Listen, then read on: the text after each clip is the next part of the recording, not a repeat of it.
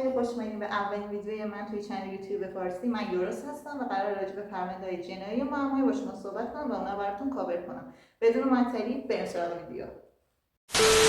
قتل سریالی تو خیلی از کشورهای دنیا اتفاق میافتن، به طور مثال توی آمریکا، تگزاس، انگلیس. ولی به شخص خودم اصلا فکرش هم نمی‌کردم که توی ایران هم حتی قتل سریالی بتونه اتفاق بیفته. از نمونه‌های بارزش میتونم به قاتل سریال معروف سعید حنایی توی شهر مشهد اشاره کنم. سعید حنایی توی 16 فروردین 1341 توی شهرستان مشهد به دنیا اومد. از بچگیش اطلاعات چندانی تو دسترس نیستش، ولی از اونجایی که مشخصه انگار توی خانواده فوق‌العاده مذهبی متعصبی بزرگ شده بود.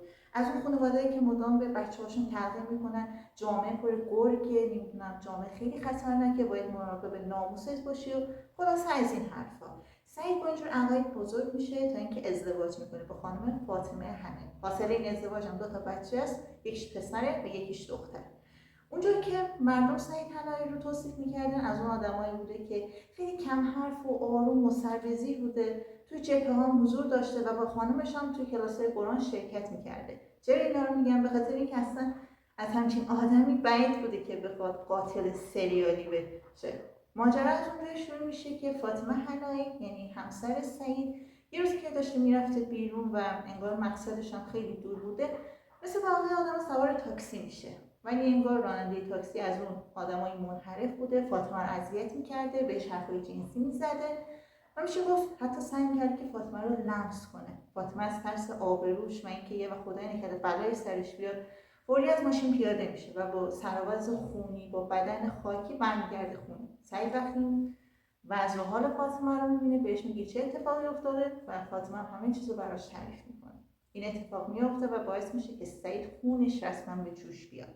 میره همه راننده تاکسی های شهر مشهد رو زیر و رو میکنه تا اون راننده به اصطلاح بی غیرت رو پیدا کنه و نمیشه هم گفت که چه وقت اتفاقایی تو این راه میفته، ولی در این حد بهتون بگم که سابقه ضرب و شتم هم به سابقه سعیدم اضافه میشه. یه روز سعید با خودش هم فکر میکنه که اوکی خب این مرد فاسده، ولی خب دلیل فاسد بودنش زنای فاسدی هستن که تو این جامعه هستن. اینجوری میشه که یه جرقه تو ذهن سعید به وجود میاد که همین آغاز ماجرای این پرونده میشه. توی 7 مرداد ماه 1379 گزارش ناپدید شدن یه زن 30 ساله که یه بچه 7 ساله هم داشته به پلیس گزارش داده میشه. و وقتی هم که پلیس ها میرن راجع به این زن تحقیق میکنن میفهمن که این یه زن تن فروش بوده. به خاطر همین خیلی راجبش کنجکاو نمیشن، چون فکر میکنن که اوکی این حتما با یکی از مشتریاش فرار کرده و بچه‌ش هم ول کرد. ولی بعد یه مدتی پلیس جنازه این زن رو توی حومه شهر مشهد پیدا میکنه و از اون بهتر این که بعد از مدتی جنازه زنهای مختلف توی حومه شهر پیدا میشن. وقتی پلیس شروع میکنه به تحقیق کردن تو این زمینه متوجه یه موضوع خیلی عجیب میشه. اون اینه که سعید توی تک تک صحنه‌هایی که جنازه ها پیدا شده بود حضور داشته و از اون بهتر کمک میکرد که این جنازه ها رو سوار برانکارد کنه. همین موضوع هم پلیس رو خیلی متعجب میکنه، میگه میشه جلوتر از خبرنگارا این طرف توی همه صحنه‌ها حضور داشته باشه. و همین میشه که پلیس سعید رو زیر نظر میگیره که بفهمه مثلا ارتباطی با این زن داره یا نه. و همین موضوع هم سعید میفهمه، به خاطر همینم خیلی محتاط‌تر عمل کنه. درست شنیدید، تمام این قتل زیر سر سعید بوده. دقیقاً از همون شبی که این فکر احمقانه به ذهنش رسید که زنها عامل فساد مردا هستن، به فکر این میفته که زنای بسته و خیابونی رو از بین ببره. همین روزگار به همین منوال میگذره تا اینکه یکی از قربانیای سعید موفق میشه که از دستش فرار کنه، یه خانم به اسم مژگان. حالا گفته‌های مژگان در این زمینه‌ای که به پلیس گفته چی بوده که اینم خیلی جالبه. مژگان توی گفته‌هاش به پلیس گفته بود که یه روز یه مرد با موتورش میاد جلوی پاش و بهش میگه که بیا سوار شو ببرمت خونه. مژگان اولش خیلی مردد بوده ولی با اصرار این مرد سوار میشه. مژگان تعریف میکنه که توی این مسیر این مرد خیلی ساکت بوده و اصلا حرفی هم نمیزده. به محض اینکه وارد خونه میشن اون مرد در رو قفل میکنه. مژگان که مشغول در آوردن روسریش بوده یه دفعه یه شالی رو اون مرد میندازه دور گردنش و سعی میکنه اونو خفه کنه، ولی خوشبختانه مژگان موفق میشه از دستش فرار کنه و بره سمت در که از اون خونه بزنه بیرون، ولی متاسفانه در قفل بوده.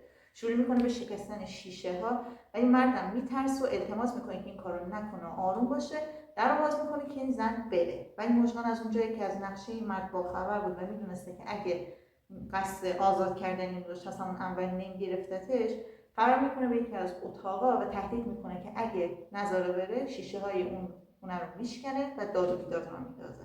مردم از ترس اینکه یه وقت همسایه‌ها باخبر نشن در باز میکنه که مژگان بره، ولی مژگان از همون ساعت مستقیم میره اداره پلیس و همین چیز رو لو میده. فردای همون روزم پلیس میره و سعید رو دستگیر میکنه. توی تاریخ 31 مرداد 1380 اولین دادگاه سعید برگزار میشه. تو اون دادگاه اون اعتراف میکنه که 16 نفر رو به قتل رسونده بوده و از این کارش هم اصلا پشیمون نیست و اگه پلیس هم نمیگرفتتش تا الان 150 نفر از زنهای خیابانی رو به قتل میرسونده. وقتی ازش پرسیدن که دلیل این قتل‌ها چی بوده، گفته که یک دلیل من دلیل مذهبی بوده، به خاطر اینکه من معتقدم این زنا هستن که این جامعه رو به کثافت فاسد بودن کشوندن. ولی در کمال تعجب همه اعضای دادگاه و دادستان مخصوصا این ادعای سعید رو رد میکنن. چرا؟ به خاطر اینکه سعید با 13 نفر از اون 16 نفر قبل از کشتنشون رابطه برقرار کرده بوده. نظرت چیه؟ نظرت؟ یه مرتیکه روانیه دیگه. دیدی اصلا طرف گفته مذهبیه. آره خب اگه قصدش این بود که آدمای فاسد رو از جامعه پاک کنه، اول باید خودش رو پاک میکرد. آره همون رفته اصلا خودش یه چیز نامشروع داشته باید به اینا گفته بوده که من اینو نمیدونستم جدا. آره. خیلی به نظر من عجیبه. خیلی عوامل پشت صحنه کلا تو شوک رفتن وقتی من این ماجرا رو گفتم. آره رفتی تو شوک؟ خیلی جدا خیلی عجیب بود به خدا. من اصلا نمیدونستم این داستان چیه. یعنی میدونستم مثلا یه مرده هست یه سری زن رو میکشه، ولی نمیدونستم چه جوری مثلا داستان کلا چه خبره. اونم از همه بدترش، حالا بچه هم بدونن، همه اونا رو با روسری های زنش خفه کرده بوده.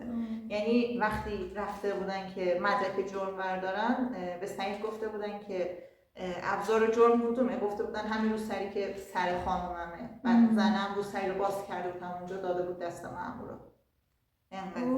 یعنی اون روسری رو خانمش هنوز استفاده می‌کرد. آره دیگه نمیدونست که خبر نداشت چند نفر به واسطه این روسری کشته. آره اصلا نمیدونست. حتی تو مصاحبه‌ام، حالا دیگه با بچه‌ها حرف بزنیم خودمون شد، توی مصاحبه‌ها مثلا از فاطمه پرسیده بودن که نظرت راجع به همسری چیه، گفته بود اصلا سعید از همون اولش هم که من باش ازدواج کرده بودم نسبت به جامعه خیلی آدم بدبینی بوده. خب بعد آخرش هم هیچی دیگه، تو 28 فروردین 1381 حکم اعدام این طرف رو صادر میکنن. یعنی تو همون سال 81 دیگه دار فانی رو ودا میکنه. و جالبش اینجاست که مادرش هم خیلی ازش طرفداری میکرده و میگفته که اصلا این کار خوبی کرده که اینا رو کشته بوده. حالا متاسفانه حالا این پرونده که تموم شد، امیدوارم که لذت برده باشیم، ولی حرفی که میخوام بزنم شاید خیلی عامیانه باشه، ولی متاسفانه حتی شاید توی خیلی از فضای مجازی هم شما دیده باشین قتل‌های اینجوری به اصطلاح ناموسی خیلی اتفاق میفته. مثلا پدر دخترشو میکشه، پسرشو میکشه، یا نمیدونم شوهر زنشو میکشه یا برعکسش.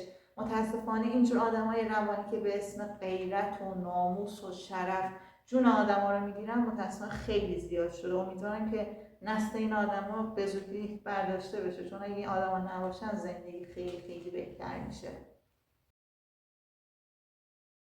خب پس امیدوارم که از این ویدیو لذت برده باشین. خوشحال میشم که نظرتون توی کامنت برای من بنویسین. حتما اگه پرونده جنایی مد نظرتون هست که میخوایم من اونا رو کاور کنم، حتما توی کامنت ها بنویسیدش. و اینکه حتما لایک، سابسکرایب یادتون نره، اون زنگوله پدستی کنارش هم فعال کنید وقتی ویدیو جدید میذارم بهتون اطلاع داده بشه. حتما کامنت انگلیسی بزنید که سوابتون نپره، چون که شما رایگان ترین هستین. خدا نگهدار.